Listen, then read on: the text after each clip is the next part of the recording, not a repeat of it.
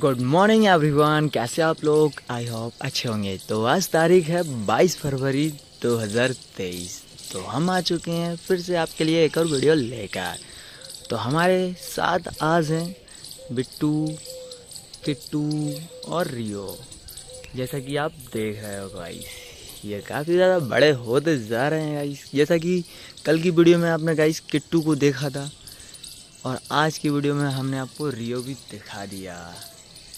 So guys, जैसा कि आप देखिए गाइस, ये थोड़ा थोड़ा काँप रहा है गाइस। थोड़ी सर्दी पड़ रही है अभी यहाँ पर गाइस दिन के टाइम काफ़ी ज़्यादा धूप पड़ने लगती है।